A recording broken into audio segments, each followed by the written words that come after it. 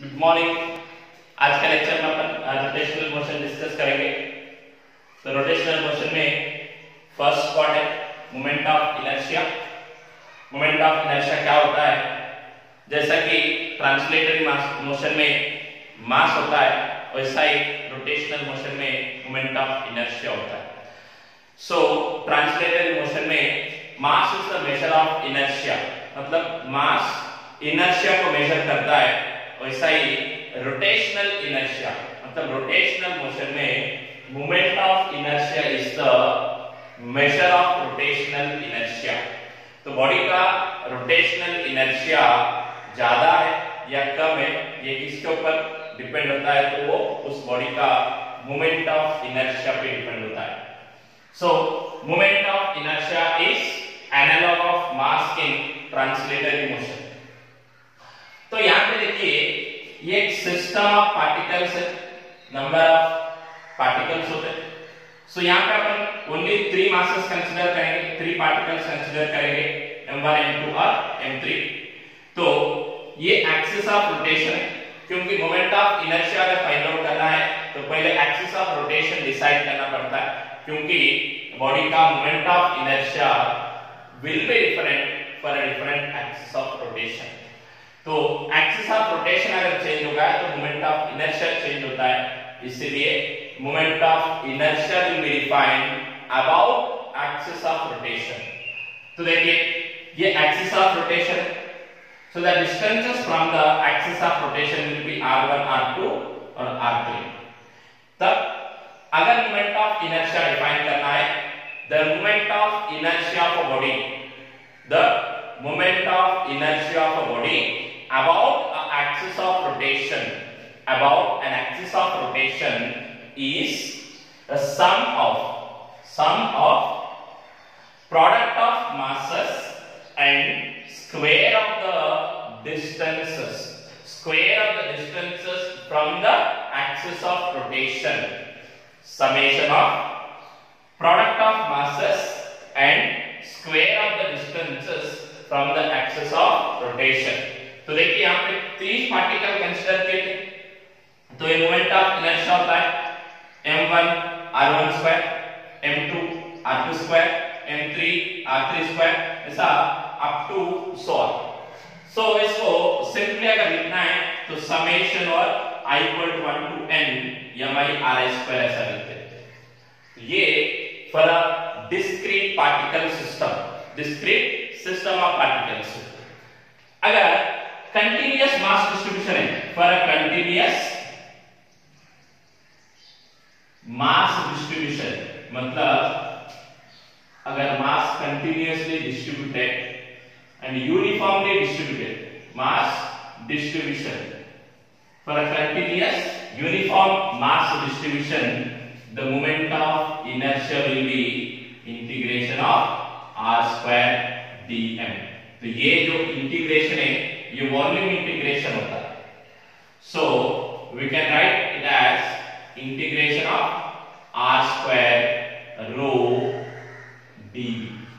dv is the formula। तो ये है moment of inertia for a continuous mass distribution. देखिए, मोमेंट ऑफ इनर्शिया क्या है? Simply mass and square of the distance. तो units क्या होते हैं?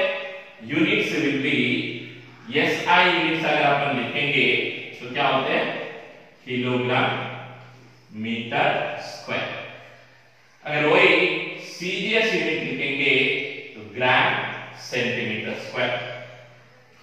डायमेंशनल फार्मूला अगर लिखना है तो डायमेंशनल फार्मूला होता है m1 L2 T0। अब देखिए, मोमेंट ऑफ इनर्शिया को मैग्नीट्यूड होता है, डायरेक्शन होता है, लेकिन the moment of inertia will be different in different direction. इसलिए ये ना तो स्केलर होता है ना ही वेक्टर होता है, it is a tensor quantity. मतलब moment of inertia of body in different direction will be different. तो ये मोमेंट ऑफ इनर्शिया तो यहां पे देखिए ये moment of inertia depends on, ये किसके ऊपर डिपेंड करता है? It depends on masses of the particles. अगर पार्टिकल्स है तो masses of the particle, अगर कंटिन्यूअस मास डिस्ट्रीब्यूशन है तो मास डिस्ट्रीब्यूशन के ऊपर डिपेंड करता है, और axis of rotation and it depends on the distance of constituting particles from the axis of rotation, and it depends on temperature. ये temperature पे ऊपर डिपेंड होता है। कैसा? अगर टेम्परेचर इंक्रीज हुआ तो किसी भी रिजिड बॉडी का मोमेंट ऑफ इनर्शिया इंक्रीज होता है according to the relation delta I is equal to 2I alpha delta T। ये डेल्टा T क्या है? चेंज इन टेम्परेचर, तो ये अल्फा होता है कोएफिशिएंट ऑफ लीनियर एक्सपेंशन। अगर किसी बॉडी का टेम्परेचर चेंज हुआ तो उसका मोमेंट ऑफ इनर्शिया चेंज होता है according to this relation, and the moment of inertia is independent of, ये मोमेंट ऑफ इनर्शिया इंडिपेंडेंट होता है, it is independent of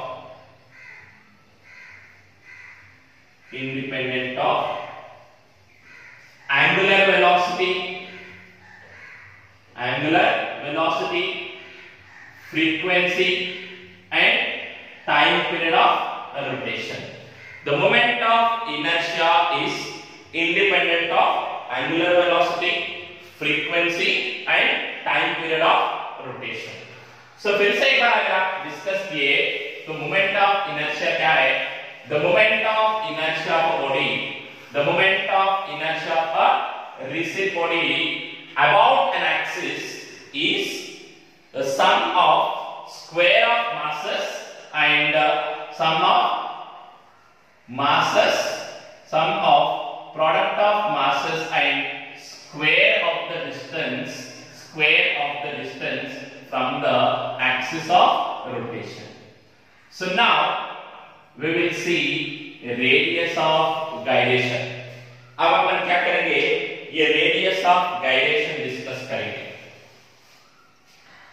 so what is radius of gyration? यहां पे देखिए ये रेडियस ऑफ गायरेशन क्या होगा? देखो अगर एक बॉडी ऐसा है, if this body is rotate, या सर्कुलर रिंग समझ सकते हैं, so you can consider a circular ring, ये circular ring है, this is an axis passing through the center and perpendicular to its plane। मतलब ये रिंग है तो ये एक्सिस के साथ मतलब सेंटर से पास हो रहा है और इस प्लेन को परपेंडिकुलर है। तब अगर एक्सिस से ये डिस्टेंस अपन कंसीडर करेंगे तो कितना होता है? r मतलब सिंपली रेडियस होता है। So now the radius of gyration is defined as, radius of gyration को भी अपन अबाउट एन एक्सिस ही डिफाइन करना पड़ता है। It should be defined again about an axis. So radius of gyration of a particle about an axis is the distance between the axis of rotation and the point at which total mass can be supposed to be concentrated। मतलब axis of rotation से एक point होता है जहां पे पूरा mass suppose to be concentrated in a rotational motion. जब body rotate हो रहा है तो पूरा मास जहां पे कंसंट्रेटेड हो सकता है वो पॉइंट और एक्सिस के बीच में जो डिस्टेंस होता है उसे रेडियस ऑफ गायरेशन कहते हैं। सो देखिए अगर अपन मोमेंट ऑफ इनर्शिया लिखेंगे in terms of radius of gyration तो ऐसा लिखते हैं I is equal to mk square। तो ये k है radius of gyration. So from this we can write k is equal to under root of I by m. K is equal to under root of I by m. तो इसके units अगर अपन लिखेंगे तो units are metre और we can right centimetre, क्योंकि simply ये distance है तो dimensional formula will be simply L, so m0 L1 T0. So now for example अगर अपन लिए तो सर्कुलर रिंग, इसी जो एग्जांपल अपन लिए थे उस एग्जांपल का जो मोमेंट ऑफ इनर्शिया है वो होता है mr², लेकिन एक्चुअल डेफिनेशन क्या है mk², so that k will be equal to r. मतलब सर्कुलर रिंग के लिए पूरा मास का कंसंट्रेट होता है, it is concentrated on the circumference of a circular ring. So this is the radius of gyration. Again, the radius of gyration depends on axis of rotation, distribution of mass, and the distance of the particle from the axis of rotation, and it depends on temperature. Same, अगर temperature increase हुआ तो radius of gyration भी increase होता है. Now, it is independent of again angular velocity, frequency, and time period of rotation.